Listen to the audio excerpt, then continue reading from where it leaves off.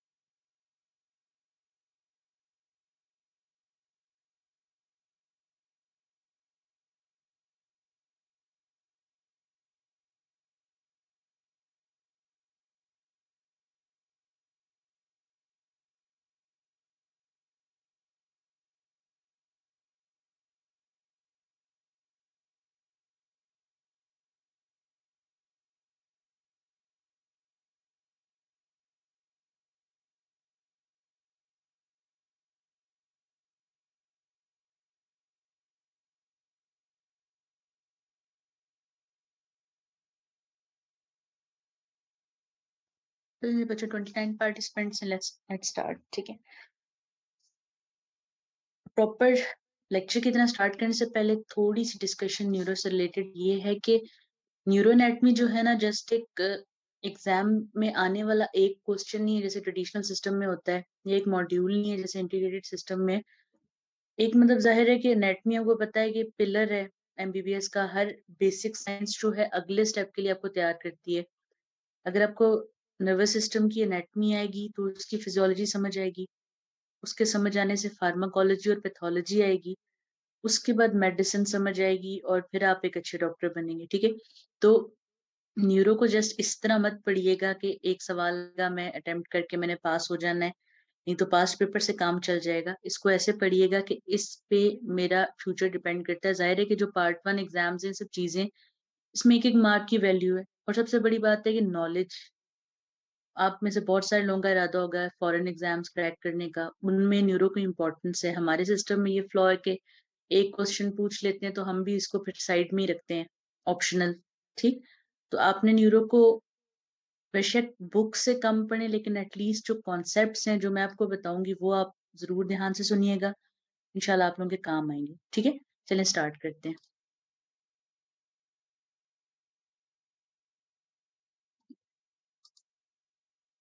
Recording in progress. आज का जो हमारा डिस्कशन का टॉपिक है वो है the general aspects and basic organisation of nervous system. आज के लेक्चर में हम नर्वस सिस्टम का जनरल इंट्रोडक्शन, इसके कंपोनेंट्स, इसके सेलुलर कंपोनेंट्स, इसके फर्दर डिवीजन्स की ऑर्गेनाइजेशन, इसका बेसिक यूनिट जो कि न्यूरॉन है उसका स्ट्रक्चर, उसकी फर्दर कम्युनिकेशंस, इन सब एस्पेक्ट्स पे गौर करेंगे। ठीक है, उसके बाद एक बहुत इंपॉर्टेंट चीज आज हम पढ़ेंगे जो कि रिसेप्टर्स हैं, जिनका जिक्र आता रहता है। ठीक है, सेंसेशन से रिलेटेड। और एंड पे ब्रेन का जस्ट एक ओवरव्यू लेंगे। ठीक है, कितने पार्ट्स हैं, कितनी लोब्स हैं, जस्ट एक तरफा गो थ्रू करेंगे। और बाद में जब हम सीक्वेंस से प्रोसीड करेंगे इंशाल्लाह, तो फिर हम डिटेल से हर एक चीज को पढ़ेंगे। तो सबसे पहले बात आती है कि नर्वस सिस्टम है क्या। जैसे बॉडी में बाकी सिस्टम्स हैं जो डिफरेंट प्रोसेसेस को कंट्रोल कर रहे हैं, इस तरह जो कोऑर्डिनेशन को हमारे वॉलेंट्री कामों की और इनवॉलेंट्री कामों को कोऑर्डिनेट करवा रहा है। ठीक है, और डिफरेंट सिस्टम्स को इंटीग्रेट करवा रहा है, कमांड जिसके हाथ में है वो नर्वस सिस्टम है। ठीक है, यानी कि हमारी हमने जो कोई एक्टिविटी करनी है वो किस तरह प्लान होगी, किस तरह प्रोसीड होगी, वो सब जो है नर्वस सिस्टम के अंदर है। इवन अगर कोई मूवमेंट करनी वो लोकोमोटर सिस्टम ने, लेकिन करवाएगा कौन उससे? नर्वस सिस्टम, क्योंकि कमांड इसके पास है। ठीक है, और नर्वस सिस्टम जस्ट ये नहीं है कि खुद एक सिस्टम है और कमांड कर रहा है, बल्कि ये एंडोक्राइन सिस्टम के साथ इंटीग्रेट करके भी बॉडी के डिफरेंट प्रोसेसेस को कंट्रोल करता है। तब हम इसको न्यूरो एंडोक्राइन सिस्टम कहते हैं। ठीक है, यानी कि ये अपने नर्वस इन्फ्लुएंस से एंडोक्राइन सिस्टम से स्क्रीशंस करवा कर भी बॉडी को कंट्रोल करता है। ठीक है, यानी कि नर्वस सिस्टम में हमारा देखना, हमारा चलना, हमारा बात करना सब नर्वस सिस्टम के कंट्रोल में आता है। ठीक, इसकी फिर फर्दर डिवीजन्स हैं, जैसे कि सेंट्रल नर्वस सिस्टम है और पेरिफेरल नर्वस सिस्टम है। और इसमें इस तरह इसका पैटर्न है काम करने का कि सिग्नल्स आते हैं, ये उनको प्रोसेस करता है और उन पे रिस्पॉन्ड करता है। यानी कि इसको इनपुट दी जाती है, ये उस पे आउटपुट देता है, लेकिन प्रोसेसिंग करने के बाद। तभी जब सीपीयू यानी कि कंप्यूटर के बारे में पढ़ते हैं, ठीक है, तो उसको फिर कंपैरिजन कर रहे होते हैं ब्रेन के साथ, कि वहां भी आप इनपुट देते हैं माउस से, कीबोर्ड से, मदरबोर्ड में या सीपीयू में प्रोसेसिंग होती है और स्क्रीन पे आउटपुट आ जाता है। ठीक है, बिल्कुल यहाँ ऐसा ही है कि स्टिमुलस जो है या सेंसरी इन्फो बाहर से सीएनएस में जाएगी, और वो क्या प्रोसेसेस हैं? विजुअल हो सकता है, ऑडिटरी हो सकता है, केमिकल रिसेप्टर्स हो सकता है, टच की सेंसेशन हो सकती है, और इन टर्न क्या मिलेगा प्रोसेसिंग के बाद? मोटर रिस्पॉन्स पेरिफेरी को, के जो स्टिमुलस मिला है उसके रिस्पॉन्स में हमने करना क्या है। प्रॉपर कंपोनेंट्स या डिवीजन की बात करते हैं तो नर्वस सिस्टम को हम दो प्रॉपर बड़ी डिवीजन्स में कंसीडर करते हैं। एक सेंट्रल नर्वस सिस्टम है, एक पेरिफेरल नर्वस सिस्टम है। सेंट्रल मतलब सेंटर, और पेरिफेरी मींस साइड पे। ठीक है, सेंटर वो है जहां पर हमारा ब्रेन और स्पाइनल कॉर्ड है। ठीक, और पेरिफेरल नर्वस सिस्टम वो है जो इन दो स्ट्रक्चर से हट के, चाहे उसमें सारी नर्व्स आ जाएं, सारे फाइबर्स आ जाएं, एसोसिएटेड स्ट्रक्चर्स आ जाएं, ठीक है, वो सब जो हैं, यानी कि ब्रेन और स्पाइनल कॉर्ड से बाहर जो भी स्ट्रक्चर सेंसेशन कैरी करने के काबिल है, नर्व इनपुट आउटपुट देने के काबिल है, that will be considered a component of peripheral nervous system. ठीक, अब पेरिफेरल नर्वस सिस्टम क्योंकि वास्ट है, इसकी फर्दर दो डिवीजन्स हैं। एक डिवीजन सोमैटिक नर्वस सिस्टम कहलाती है, एक ऑटोनॉमिक नर्वस सिस्टम कहलाती है। सोमैटिक वर्ड सोमा से, सोमा मीन्स बॉडी, यानी कि ये वो चीजें हैं जो हमारे वोलेंट्री कंट्रोल के अंदर है, जैसे स्केलेटल सिस्टम। ठीक है, और ऑटोनॉमिक वो है जो इनवोलेंट्री कंट्रोल है, जैसे ग्लैंड्स का, जैसे स्मूथ मसल्स का। इसकी फर्दर दो डिवीजन्स हैं, एक सिंपैथेटिक डिवीजन है, एक पैरासिम्पैथेटिक डिवीजन है। और सिंपैथेटिक डिवीजन वो है जो फाइट या फ्लाइट रिस्पॉन्स से डील करती है, और पैरासिम्पैथेटिक रेस्ट एंड डाइजेस्ट, जो हम बेसिक साइंस में भी पढ़ते जाते हैं। ठीक है। तो सेंट्रल नर्वस सिस्टम में हमारा ब्रेन और स्पाइनल कॉर्ड आ गए, और पेरिफेरल नर्वस सिस्टम में बाकी सारे नर्व्स आ जाती हैं। ठीक है। सोमैटिक सिस्टम में क्या, वोलेंट्री मूवमेंट जैसे कि स्केलेटल मसल, ऑटोनॉमिक में सिंपैथेटिक पैरासिम्पैथेटिक दोनों है। ठीक है। होंगे ये एक्ट एक सेट ऑफ ऑर्गन्स पे ही होंगे, लेकिन डिफरेंट रिस्पॉन्सेज उनसे प्रोड्यूस करवाएंगे। फॉर एग्जाम्पल, प्यूपिल पे अगर सिंपैथेटिक नर्वस सिस्टम एक्ट करता है तो वो प्यूपिल को कॉन्स्ट्रिक्ट करवाता है, पैरासिम्पैथेटिक करेगा तो डायलेट करवाता है। जिस तरह की जरूरत है उस हिसाब से ही एक्ट करेंगे, लेकिन ज्यादातर ये सिमिलर विस्ट्रास पे ही एक्ट कर रहे होते हैं। सेलुलर कंपोनेंट्स की बात करते हैं नर्वस सिस्टम के, तो मेन दो कंपोनेंट्स हैं जो जो ओवरऑल नर्वस सिस्टम बना रहे हैं। ठीक है। उसमें नर्व सेल्स या न्यूरॉन्स हैं और ग्लायल सेल्स हैं। अब नर्व सेल्स या न्यूरॉन्स वो हैं जो नर्वस सिस्टम की फंक्शनल बेसिस बनाते हैं। ठीक है। यानी जैसे हम सेल के बारे में कहते हैं कि it is the structural and functional unit of life, तो इसी तरह न्यूरॉन इज द फंक्शनल और structural unit of nervous system. ठीक है। ये वही है जो सिग्नल्स को ट्रांसमिट करेगा with in the nervous system, चाहे लाना आफ्रेंट या प्रोसेस करवाना या उसको वापस कन्वे करवाना इफरेंट, ये सब न्यूरॉन्स करेगा। ठीक है। और ग्लायल सेल्स वो हैं जो इन्हीं न्यूरॉन्स को फंक्शनल और स्ट्रक्चरल सपोर्ट देंगे, इनकी नॉरिशमेंट करेंगे। जैसे कि शिवान सेल्स और ओलिगोडेंड्रोसाइट्स, ये वो हैं जो कि एक्सॉन्स, जो मेन कैरी करने वाला पोर्शन है सिग्नल्स को, उसको इंसुलेट करके प्रोटेक्ट कर होता है। आपके सामने जो पिक्चर है स्क्रीन पे, ये एक न्यूरॉन का स्ट्रक्चर है। ठीक है। एक सिंपल न्यूरॉन का स्ट्रक्चर है, और ये जो इसके ऊपर जो ये कवरिंग है ये ग्लायल सेल की है। यहाँ पे क्योंकि एक सीएनएस का न्यूरॉन है तो इसकी कवरिंग ओलिगोडेंड्रोसाइट ने की है। आगे हम इस चीज को डिटेल से बात करेंगे।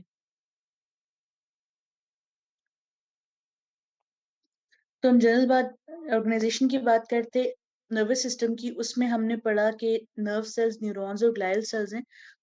तो जो सेंट्रल नर्वस सिस्टम है ना, उसकी जनरल ऑर्गेनाइजेशन में भी यही चीजें हैं, यानी कि नर्व सेल्स, न्यूरॉन्स और उनके प्रोसेसेस। ठीक है। अब न्यूरॉन को जरा डिटेल में बात करेंगे। ठीक है। और न्यूरोग्लाया क्या थे, वही ग्लायल सेल्स या स्ट्रक्चरल सेल्स। तो डिफरेंट टाइप के न्यूरॉन्स हैं, उनकी प्रोसेसेस हैं, लेकिन एक न्यूरॉन का जनरल स्ट्रक्चर हमेशा एक जैसा होता है। जैसे इस पिक्चर में आपके सामने एक न्यूरॉन मौजूद है। न्यूरॉन की एक चीज इसकी सेल बॉडी होती है, इसके प्रोसेसेस में डेंड्राइट्स होते हैं और एक्सॉन्स होते हैं। ये एक्सॉन्स ही हैं जो ग्लाइल सेल्स से कवर होते हैं, जैसे इस केस में ओलिगोडेंड्रोसाइट। ठीक है। इसी तरह एस्ट्रोसाइट्स और माइक्रोग्लाया, ये भी डिफरेंट टाइप्स ऑफ न्यूरोग्लाया है या सपोर्टिंग सेल्स हैं। इनको फिर हम इनके रेलिवेंट जगहों पर ज्यादा डिटेल से देखेंगे। अभी नाम की हद तक आपको पता होना चाहिए कि सीएनएस में न्यूरॉन की प्रोटेक्शन के लिए डिफरेंट टाइप ऑफ सेल्स मौजूद हैं, जिसमें ओलिगोडेंड्रोसाइट्स हैं, एस्ट्रोसाइट्स हैं और माइक्रोग्लाया। जनरल ऑर्गेनाइजेशन में एक पॉइंट इंपॉर्टेंट ये भी है कि जो सीएनएस का इंटीरियर है वो ग्रे और व्हाइट मैटर की फॉर्म में अरेंज हुआ हुआ है। ठीक है। ग्रे और व्हाइट मैटर क्या है, जो ग्रे मैटर है ये बेसिकली नर्व सेल्स यानी कि न्यूरॉन्स का, डेंड्राइट्स का, और इनके जो आपस में कांटेक्ट है, यानी कि जाहिर है न्यूरॉन एक से दूसरे के साथ लिंक है। अगर ये चेन की तरह लिंक होंगे तो ही तो ये सिग्नल ट्रांसमिट कर सकेंगे। जैसे रिले होता है, रिले रेस होती है कि आप मैसेज पास ऑन करते जाते हो। ठीक है। तो न्यूरॉन भी पास ऑन करते जाते हैं, इसलिए आपस में कॉन्टेक्ट्स बनाकर एग्जिस्ट करते हैं।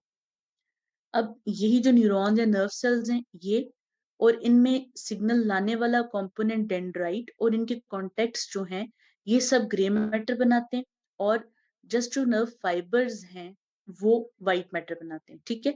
इसके लिए हम एक दफा दोबारा पीछे जाएंगे, चीजों को समझेंगे और फिर वापस इस पॉइंट पे आएंगे। अब ये जो हमारे सामने पिक्चर मौजूद है, इसमें एक चीज ये समझने की है कि ये जो पोर्शन है न्यूरॉन का, ये वो है जो सिग्नल को अवे कैरी करेगा न्यूरॉन से। ठीक है। यानी कि जो आउटपुट में इन्वॉल्व है वो ये है, नाम इस स्ट्रक्चर का है एक्सॉन। ठीक। ये जब कंबाइन करेंगे तो ये नर्व फाइबर्स बनाते हैं, और बाकी जो पोर्शन है ये सेल बॉडीज में इन्वॉल्व होता है। ठीक है। डेंड्राइट्स, सेल बॉडी खुद, और इन्हीं के साथ बाकी साइनेप्सिस बनती हैं। हम जैसे जैसे प्रोसीड करते जाएंगे ये कॉन्सेप्ट्स क्लियर होते जाएंगे, ठीक है। एक साइड में हर चीज कवर करना इज डिफिकल्ट, विल प्रोसीड तो फिर ये समझ आती जाएंगी चीजें, ठीक है। तो अभी आसान लफ्जों में ये है कि ये जो पोर्शन है सारा, ये कलेक्टिवली ग्रे मैटर बन जाएगा हर न्यूरॉन का जो सेंट्रल नर्वस सिस्टम के अंदर है, ठीक है। और ये जो लोअर पोर्शन है ये वाला व्हाइट मैटर बन जाएगा, ठीक है। क्योंकि जो नर्व सेल्स की डेंड्राइट्स और सिनेप्टिक कॉन्टेक्ट्स की कलेक्शन है वो ग्रे मैटर है, और व्हाइट मैटर क्या, नर्व फाइबर्स हैं जो कि न्यूरोग्लाया में स्पोर्टिंग टिश्यू में एम्बेडेड है, ठीक है। अब सीएनएस में पैटर्न ये है कि ग्रे मैटर जो है वो बाहर मौजूद है, ठीक है। ग्रे मैटर बाहर मौजूद है, और व्हाइट मैटर क्या है, व्हाइट मैटर जो नर्व सेल की कलेक्शन है वो अंदर मौजूद है, ठीक है। अब कलर ये क्यों डिफरेंट है, ये इनके ऊपर मौजूद कवरिंग की वजह से है, ठीक है। जो व्हाइट मैटर के ऊपर कवरिंग है वो एक्सॉन के ऊपर मौजूद जो इंसुलेटिंग शीथ है जिसका मैं जिक्र कर रही हूँ, उसकी वजह से कलर इसका व्हाइट है। आगे हम इसकी मजीद बात करेंगे, ठीक है।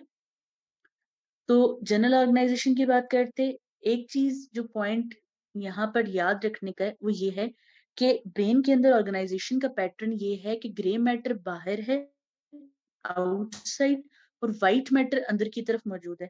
लेकिन यही पैटर्न जो है स्पाइनल कॉर्ड में इन्वर्टेड है। स्पाइनल कॉर्ड में ग्रे मैटर अंदर है, ठीक है, जो बटरफ्लाई शेप ग्रे मैटर जैसे हम कहते हैं, और व्हाइट मैटर जो है वो बाहर की तरफ है। तभी जो स्पाइनल कॉर्ड के ट्रैक्ट्स इनमें सेंसेशंस कैरी होती हैं वो हम देखेंगे तो वो हमें यहाँ नजर आएंगे, ठीक है। किस लेवल पर ये स्प्लिट होता है या ये चेंज होता है, ये हम जैसे जैसे पढ़ते जाएंगे तो ये चीज हमें क्लियर होती जाएगी। लेकिन अल्टीमेटली जो चीज है वो ये है कि ब्रेन के अंदर ग्रे मैटर बाहर, व्हाइट मैटर अंदर, जबकि स्पाइनल कॉर्ड में व्हाइट मैटर बाहर और ग्रे मैटर अंदर मौजूद है। उसके अलावा सेंट्रल नर्वस सिस्टम के अंदर एक स्ट्रक्चर मौजूद है जिसका नाम है न्यूक्लियाई, ठीक है, न्यूक्लियस या न्यूक्लियाई। नॉर्मली कॉन्सेप्ट ये होता है कि सेल के अंदर का जो स्ट्रक्चर है वो न्यूक्लियस है, लेकिन यहाँ जब सीएनएस आप पढ़ रहे हैं तो यहाँ न्यूक्लियस का मतलब है न्यूरॉन्स की सेल बॉडीज की आपस में ग्रुपिंग हो जाना, ठीक है। डिफरेंट एरियाज में ग्रुपिंग हो जाना इज न्यूक्लियाई, ठीक है। जैसे कि यहाँ पर मौजूद है जैसे सब कॉर्टिकल न्यूक्लियाई है, ठीक है, डिफरेंट जगहों पर ये जो डिफरेंट कलर्स में मौजूद हैं, यहाँ पर सीएनएस के न्यूरॉन्स की सेल बॉडीज कलेक्ट हो गई थी तो उन्होंने एक न्यूक्लियस बना दिया, ठीक है। एम्ब्रियोलॉजिकली सीएनएस जो है वो न्यूरल ट्यूब से आता है। अगर आपको थर्ड वीक ऑफ डेवलपमेंट याद हो तो उसमें पढ़ा था कि न्यूरल ट्यूब बनती है जिसके क्लोइड से सीएनएस बनता है, ठीक है। उसके बाद पेरिफेरल नर्वस सिस्टम की जनरल ऑर्गेनाइजेशन है। अब हमने बात की थी कि ब्रेन और स्पाइनल कॉर्ड से बाहर जो भी सारे स्ट्रक्चर्स हैं वो सब पीएनएस का पेरिफेरल नर्वस सिस्टम का हिस्सा है। तो इसमें इंपॉर्टेंट जो कंपोनेंट हैं वो क्रैनियल नर्व्स हैं और हमारी स्पाइनल नर्व्स हैं, ठीक है। क्रैनियल नर्व्स वो हैं जो ब्रेन से ओरिजिनेट हुई थी, होती है ब्रेन से ओरिजिनेट है, लेकिन इनको हिस्सा कंसीडर करते हैं पेरिफेरल नर्वस सिस्टम क्योंकि ये आगे विस्ट्रास पे, फेस पे प्रोवाइड कर रही हैं, टंग पे, डिफरेंट रीजन में प्रोवाइड कर रही होती हैं सेंसेशन, अपना मोटर एक्टिविटी या जिस तरह मिक्स्ड होती हैं अपनी एक्टिविटी यहाँ परफॉर्म कर रही होती हैं, ठीक है। और स्पाइनल नर्व्स तो वो हैं जो स्पाइनल कॉर्ड से अराइज करती हैं और लिम्स में, ट्रंक में सेंसेशन प्रोवाइड करती हैं और मोटर एक्टिविटी करवाती हैं। तो क्रेनियल नर्व्स की बात करते हैं। क्रेनियल नर्व्स जो ब्रेन से ओरिजिनेट होती हैं, टोटल 12 नर्व्स हैं, ठीक है। इनको रोमन नंबरिंग की जाती है, इनके नाम आपको आने चाहिए, हम इनका डिटेल से भी गो थ्रू करेंगे, लेकिन आज इनके नाम और इनका जर्नल फंक्शन आपके जहन में होना चाहिए। जैसे फर्स्ट जो नर्व है that is called the olfactory nerve, ठीक है। ऑल्फैक्टरी ऑल्फेक्शन से है, सेंस ऑफ स्मेल से है, ये सेंस ऑफ स्मेल प्रोवाइड करेगी। Second is optic. ऑप्टिक जो है वो वर्ड ही आई से रिलेटेड है, तो ये आई की सेंसरी नर्व है। अब क्रेनियल नर्व में एक चीज होगी कि नर्व या तो सेंसरी होगी कि जस्ट सेंसेशन कैरी करेगी, या तो मोटर होगी जस्ट मूवमेंट करवाएगी, या फिर मिक्स्ड होगी कि दोनों एक्शंस प्रोवाइड करेगी। जबकि जब हम स्पाइनल नर्व की बात करेंगे तो वहां हम देखेंगे कि वो सारी एक्टिविटी करवा रही है, यानी कि वो होती ही मिक्स्ड नर्व है, वो सेंसरी भी है वो मोटर भी है, ठीक। तो first olfactory, second optic. Third जो है वो ऑक्यूलो मोटर कहलाती है। ऑक्यूलो आई के लिए और मोटर मूवमेंट से, तो आई की जो मूवमेंट करवा रही है वो ऑक्यूलो मोटर नर्व है। ये मोटर है, नीचे मेंशन्ड है साथ के नर्व किस टाइप की है, ठीक है। ये आई के सारे मसल्स को सप्लाई करती है एक्सेप्ट 2 मसल्स जिनको बाकी दोनों सप्लाई करेंगे, ठीक है। फोर्थ इज ट्रोक्लियर, ये आई के एक मसल को सप्लाई करती है। Fifth trigeminal. अब देखिए कि यहाँ पर दोनों कंपोनेंट है, सेंसरी भी है और मोटर भी है। जैसे सेंसरी में फेस पर सेंसेशन देती है, ठीक है, और मोटर जो है वो मसल्स ऑफ मैस्टिकेशन। सिक्स्थ जो नर्व है वो भी एक एक्स्ट्रा ऑक्यूलर मसल को सप्लाई करेगी। उसके बाद सेवंथ नर्व जो है वो मसल्स ऑफ द फेस या मसल्स ऑफ फेशियल एक्सप्रेशन को। एट्थ नर्व जो है वो इनर ईयर को सप्लाई करती है, ठीक है। इसके दो कंपोनेंट्स है, इनर ईयर वेस्टिब्यूलो कॉक्लियर, यानी कि बैलेंस भी और हियरिंग भी। नाइन्थ नर्व फिर मिक्स्ड है, सेंसरी कंपोनेंट इसका टंग पे, फेरिंग्स, टॉन्सिल्स पे है। मोटर कंपोनेंट में ये फेरिंजियल मस्कुलेचर को सप्लाई करती है, जो स्वॉल्विंग है तभी वो इसके अंदर आ जाती है सारी, ठीक है। वेगस नर्व बहुत एक्सटेंसिव है, लॉन्गेस्ट क्रैनियल नर्व है, और ये ब्रेन से यानी ओरिजिनेट करने के बाद डिसेंड होकर एब्डोमेन तक जाकर सप्लाई करती है, ठीक है। ये motor component heart, lungs, bronchi, gastrointestinal tract और सेंसरी एलिमेंट भी इन्हीं को सप्लाई करती है। जो स्ट्रेच से रिस्पॉन्स आता है, ठीक है, वो इस नर्व की वजह से। इन इंटरनल विस्ट्रा में पेन उस तरह फील तो नहीं होता जैसे फिजिकल पेन होता है, लेकिन अगर स्ट्रेच हो तो वो फिर डिस्कम्फर्ट की फीलिंग अराइज करते हैं, ये वेगस नर्व से। 11th नर्व जो है ये मोटर है, स्टर्नोक्लीडोमास्टोइड और ट्रेपीजियस मसल को सप्लाई करती है। और 12th नर्व भी मोटर है जो मसल्स ऑफ टंग को सप्लाई करती है, ठीक है, हाइपोग्लॉसल नर्व। तो ये सारी समरी है क्रैनियल नर्व्स की। ये डिफरेंट ब्रेन के स्ट्रक्चर्स में से अराइज करेंगे, कुछ मेडुला में से, कुछ पॉन्स में से। वो हम जैसे जैसे प्रोसीड करते जाएंगे हम इन नर्व्स के न्यूक्लियाई के बारे में, इनके ओरिजिन के बारे में और इनके पाथवेज के बारे में पढ़ते जाएंगे। स्पाइनल नर्व्स की बात करते हैं। अब स्पाइनल नर्व्स जो हैं इनके 31 पेयर्स हैं, ठीक है, 31 पेयर ऑफ स्पाइनल नर्व्स हैं। और इस तरह है कि सर्वाइकल जो है वो 8 है, ठीक है, 8 सर्वाइकल नर्व्स हैं, 12 थोरेसिक नर्व्स हैं, लंबर जो है वो 5 हैं, सैक्रल भी 5 है, और कॉक्सीजियल जस्ट सिंगल एक ही नर्व है, ठीक है। कॉक्सिडियल जो सिंगल नर्व है। अब ये जो नर्व्स हैं यहाँ डिफरेंस इस तरह है कि क्रैनियल नर्व्स एक सिंगल सिंगल नर्व एग्जिस्ट करती, यहाँ पे ये डिफरेंट पॉइंट्स पर नर्व के प्लेक्सिस बनाकर एग्जिस्ट करते हैं। जहां ज्यादा प्रॉपर इनर्वेशन देनी होती है वहां पर प्लेक्सिस, जैसे नेक का रीजन है वहां पर C1 से C5 तक के फाइबर्स सर्वाइकल प्लेक्सिस बनकर एग्जिस्ट करते हैं। अपर लिम्ब के रीजन में C5 से T1 तक ब्रेकियल प्लेक्सिस बनकर एग्जिस्ट करते हैं। L1 से L5 के लेवल पर, ठीक है, L4 के लेवल पर लंबर प्लेक्सस, और L4 से S4 के लेवल पर सैक्रल प्लेक्सस, ठीक है। इस तरह करके ये प्लेक्सस बनाकर एग्जिस्ट करते हैं, जिसमें ब्रेकियल प्लेक्सस अपर लिम्ब को, लंबर प्लेक्सस एब्डोमेन और लोअर लिम्ब को, जबकि सैक्रल प्लेक्सस पेल्विस, पेरिनियम और लोअर लिम्ब सबको सप्लाई करता है। इस सिस्टम के अंदर, पेरिफेरल नर्वस सिस्टम के अंदर कुछ और कंपोनेंट्स भी हैं जो उस तरह सेंट्रल नर्वस सिस्टम में मौजूद नहीं थे, क्योंकि यहाँ पर जाहिर है नर्व्स हैं, नर्व फाइबर्स हैं, तो उनसे एसोसिएटेड जो स्ट्रक्चर्स हैं वो यहाँ पर मॉडिफिकेशंस मौजूद हैं। जैसे यहाँ पर जो सारे इफरेंट एक्सॉन्स हैं, यानी कि जो नर्व का अवे सेंसेशन कैरी करने वाला पोर्शन, ठीक है, या अवे मोटर एक्टिविटी करवाने वाला पोर्शन, वो सारे यहाँ मौजूद होंगे, ठीक है। उसके बाद डिफरेंट सेंसरी न्यूरॉन्स की सेल बॉडीज एग्जिस्ट करेंगी ग्रुप्स बनाकर, उनको हम गैंग्लिया कहेंगे। अब यहाँ पे पॉइंट दोबारा रिलेट करने वाला है कि जब सेंट्रल नर्वस सिस्टम में न्यूरॉन्स की सेल बॉडीज ने एग्रीगेट बनाया था तब हमने उनको न्यूक्लियाई कहा था, लेकिन जब पेरिफेरल नर्वस सिस्टम के न्यूरॉन्स उनकी सेल बॉडीज एग्रीगेट बनाएंगी तब वो गैंग्लिया कहलाएंगी, ठीक है। और इनका फंक्शन भी डिफरेंट है। गैंग्लिया जो है क्योंकि सेंसरी है, सेंसेशन कैरी कर रहे होते हैं, तो ये ज्यादातर डिफरेंट टाइप ऑफ नर्व्स को, डिफरेंट कंपोनेंट्स को आपस में इंटीग्रेट करवा रहे होते हैं, लेकिन सीएनएस में डिफरेंट है, वो हम आगे देखते जाएंगे, ठीक है।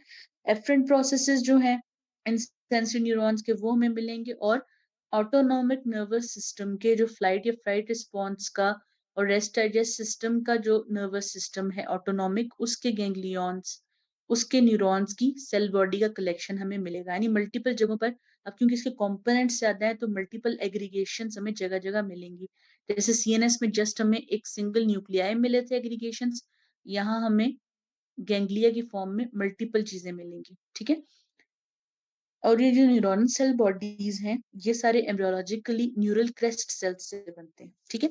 अब इस पिक्चर में आ जाए, देखिए यहाँ पर क्या क्या स्ट्रक्चर्स मौजूद है। यहाँ देखें एक ग्लैंड है, ठीक है, और उसके अलावा स्मूथ मसल्स हैं। अब पैटर्न क्या है कि पहले ये जो पोर्शन है बैक साइड, ये सेंसरी है, ठीक है, ये सेंसेशन रिसीव करती है, उधर से सेंसेशन जाती है स्पाइनल कॉर्ड के अंदर, वहां से प्रोसेसिंग होती है अगर काम ऐसा है कि स्पाइनल कॉर्ड उसको डील कर सके, अदरवाइज जैसे reflex arc, otherwise signal transmit कर दिया जाता है ब्रेन की तरफ, वहां से प्रोसेसिंग होकर मोटर पाथवे के थ्रू सिग्नल आता है और आगे पास ऑन कर दिया जाता है। अब गैंग्लियन बनने का फायदा ये है कि ये इंटीग्रेशन स्ट्रांग हो जाती है, यानी कि जैसे कि अगर गैस्ट्रोइंटेस्टाइनल ट्रैक को कंट्रोल करना है, हम चाहते हैं, यानी कि ब्रेन चाहता है कि ऐसी एक्टिविटी हो कि इंटेस्टाइनल स्मूथ मसल कॉन्ट्रैक्ट भी करे और जो ग्लैंड्स हैं वो स्क्रीशंस भी प्रोड्यूस करें ताकि डाइजेशन इंप्रूव हो जाए।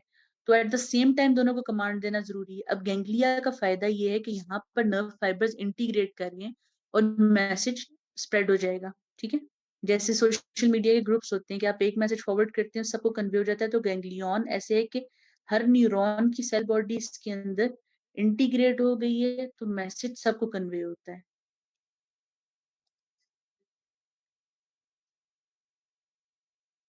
इस पिक्चर में आप देख सकते हैं इसकी एफ्रेंट डिवीजन वो जो कैरी करेगी पेरिफ्री से सारे स्टिमुलस को, सारी सेंसेशंस को towards the central nervous system processing करवाने के लिए, ठीक है, यानी इनपुट। फिर ऑटोनॉमिक डिवीजन है कि अब जो रिप्लाई आना है सीएनएस से, जो रिस्पॉन्स आना है, क्या वो ऑटोनॉमिक सिस्टम के लिए या वो सोमैटिक सिस्टम के लिए, वो डिपेंड करता है, ठीक है।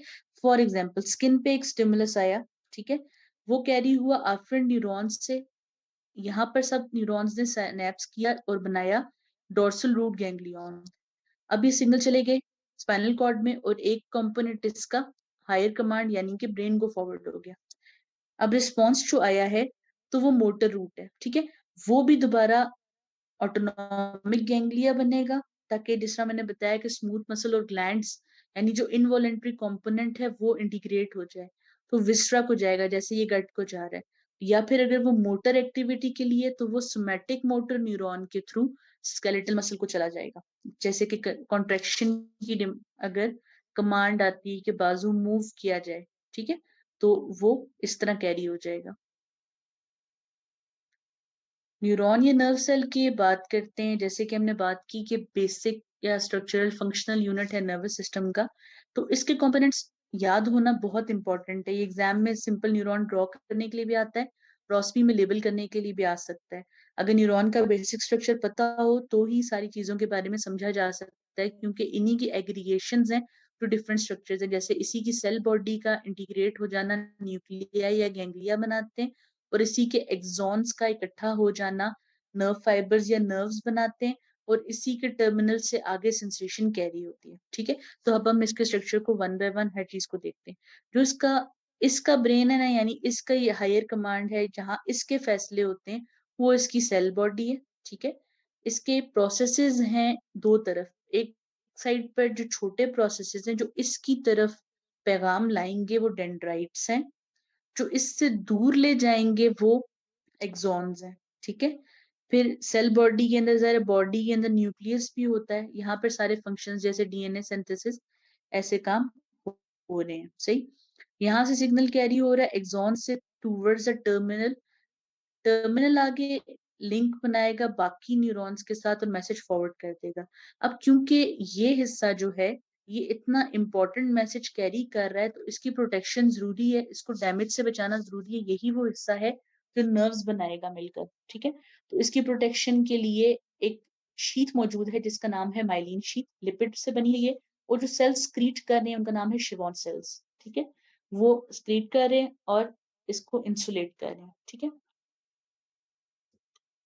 तो यहाँ पर एक दफा रिकॉल करते हैं सारे स्ट्रक्चर को, क्योंकि ये हमें अभी काम आने वाले हैं सारे वन बाय वन। तो ये जिसको वन लेबल किया है ये डेंड्राइट है। ये क्या है? ये वो प्रोसेस है जो सेंसेशन लेकर आया। टू में सोमा या सेल बॉडी है, ठीक। आगे थ्री पे एक्सॉन है। फोर पे नोड्स ऑफ फ्रेंड वायर, ये जो माइलिन शीथ है उसके दरमियान के गैप्स हैं, ठीक है। फिफ्थ पे एक्सॉन टर्मिनल है, यानी जहां एक्सॉन एंड होता है आगे मैसेज कन्वे कर देता है। सिक्स पे शिवॉन सेल है। और सेवन पे उन्हीं से स्क्रीट की हुई लिपिड लेयर या शीथ, ठीक। और एट पे न्यूक्लियस है। सेल बॉडी की डिटेल से बात करते हैं। जैसे हम कहा था कि इस न्यूरॉन, एक न्यूरॉन का मास्टरमाइंड यानी कि उसका सारा कंट्रोल सेल बॉडी के पास है। क्योंकि यहाँ क्या चीज है? यहाँ न्यूक्लियस है। न्यूक्लियस के अंदर क्या होता है? डीएनए मटेरियल, यानी कि जो सिंथेसाइज करना है। डैमेज वैसे न्यूरॉन का रिपेयर नहीं होता, लेकिन जो थोड़ी बहुत एक्टिविटी रिकवरी हो सकती है इंजरी, वो इसके कंट्रोल में। उसके अलावा यहाँ पर एक सब्सटेंस मौजूद है जिनका नाम है निसल बॉडीज या निसल सब्सटेंस, ठीक है। ये क्या चीज है? ये जैसे रफ एंडोप्लाज्मिक रेटिक्यूलम के ऊपर ग्रेन्यूल्स होते हैं जिनका काम प्रोटीन सिंथेसाइज करना होता है, बिल्कुल इसी तरह ये निसल बॉडीज या Nisal granules, Nisal substance, different text में डिफरेंट नाम इसका आता है। इनका फंक्शन क्या है? कि ये प्रोटीन सिंथेसाइज करते हैं for the functioning of neuron, ठीक है। बाकी एलिमेंट्स वही हैं जो एक जर्नल सेल के अंदर मौजूद होते हैं, जैसे न्यूक्लियस के अंदर न्यूक्लियोलस होता है, माइटोकॉन्ड्रियाज हैं, ठीक है। इस तरह करके स्ट्रक्चर मौजूद है। फिर एक एक्सॉन हिलॉक होता है। ये वो हिस्सा है जो एक्सॉन यानी कि अगले प्रोसेस के साथ कनेक्शन है सेल बॉडी का, ठीक है। इस पिक्चर में आप अप्रिशिएट कर सकते हैं कि डॉट लाइक स्ट्रक्चर, ये हिस्टोलॉजी की पिक्चर है कि ग्रेन्स की तरह का स्ट्रक्चर है, बिल्कुल रफ एंडोप्लाज्मिक रेटिक्यूलम के ऊपर मौजूद ग्रेन्स के जैसा। डेंड्राइट्स की बात कर रहे थे। डेंड्राइट्स कौन से प्रोसेस हैं? सेंसेशन लेकर आने वाले, ठीक है, मल्टीपल होते हैं। और दूसरे डेंड्राइट्स के साथ भी एक्सॉन जो है वो साइनेप्स करता है। अब न्यूरॉन में एक चीज है कि डेंड्राइट्स जो है वो मल्टीपल हो सकते हैं, लेकिन एक्सॉन ज्यादातर न्यूरॉन में एक ही होता है, ठीक है। जो स्ट्रक्चर मल्टीपल एग्जिस्ट कर सकते हैं वो डेंड्राइट्स होते हैं, ताकि एक जो न्यूरॉन है वो मल्टीपल सोर्सेस से इंफॉर्मेशन ले सके, ठीक है। लेकिन आगे एक्टिविटी के लिए जो, क्योंकि डायरेक्शन है साइनेप्स के या एक्शन पोटेंशियल के मूव करने की, वो इस तरह है कि डेंड्राइट्स से होते हुए टूवर्ड्स द एक्सॉन टर्मिनल। तो डेंड्राइट्स मल्टीपल हैं ताकि वो सिग्नल्स की तरह कैच कर सके मल्टीपल बातों को, और बाद में सेल बॉडी से प्रोसेस करवाकर एक्सॉन के थ्रू आगे फॉरवर्ड करते हैं। एक्सॉन की बात करते हैं। एक्सॉन का स्ट्रक्चर थोड़ा कॉम्प्लिकेटेड है इसके फंक्शन की वजह से, क्योंकि इसने नर्व बनानी है। तो हमने बात की थी कि इसके ऊपर मौजूद है माइलिन शीथ जो कि स्क्रीट करते हैं शिवॉन सेल्स, ठीक है। इनके दरमियान में जो गैप्स हैं वो नोड ऑफ रेनवायर कहलाते हैं। अब इस तरह है कि माइलिन शीथ क्योंकि इंसुलेशन प्रोड्यूस करती है, यानी कि इसके अंदर जो सिग्नल कैरी हो रहा है वो बाहर कहीं ना जाए, ठीक है। जैसे वायर के ऊपर फ्लेक्स, वो ब्लैक कलर का कवर मौजूद होता है कि अंदर फ्लो करने वाला करंट बाहर ना जाए, इसलिए एक्स्ट्रा डिस्चार्जेस या एक्स्ट्रा फंक्शन ना हो, तो ये माइलिन शीथ इंसुलेट करती है। अब नॉर्मली जो कंडक्शन स्पीड है न्यूरॉन की, एक्सॉन की, वो 100 माइल्स पर आवर होती है, ठीक है। 100 माइल्स सॉरी पर सेकेंड होती है। लेकिन जहां पर नोड्स ऑफ फ्रेंड वायर मौजूद हैं ये अलाउ करते हैं कि ज्यादा तेजी से कैरी कर सकें। जैसे इस पिक्चर में आप देख सकते हैं कि जहां जहां गैप्स हैं वहां जाहिर इंसुलेशन नहीं है, वहां पे रेजिस्टेंस नहीं है, वहां से इम्पल्स जल्दी कैरी हो सकती है, और ऐसे बिल्कुल जैसे जंप कर करके तेज तेज कोई चीज कैरी हो जाए। इस तरह की इम्पल्स कैरी करने को सल्टेटरी कंडक्शन कहते हैं, ठीक है। सल्टेटरी कंडक्शन, ठीक। इस तरह की कंडक्शन से फायदा क्या होता है कि स्पीड मजीद इंक्रीज हो जाती है, अप टू 120 मीटर पर सेकेंड जो है वो स्पीड हो जाती है, ठीक है। यानी कि जो चीज 100 हो रही थी वो 120, वो 1.2 टाइम्स बढ़ गई है इस नोड ऑफ फ्रेंड वायर की वजह से, ठीक है।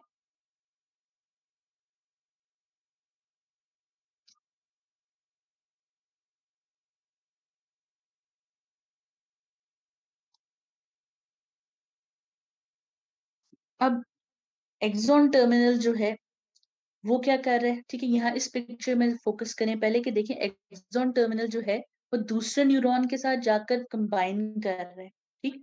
अभी जब कंबाइन करते हैं तो एक्सॉन टर्मिनल जो है ये अपने अंदर मौजूद न्यूरोट्रांसमीटर्स रिलीज करता है, और दूसरा जो रिसीविंग न्यूरॉन है उसको रिसीव करके अपना मैसेज फर्दर कन्वे करता है, ठीक है।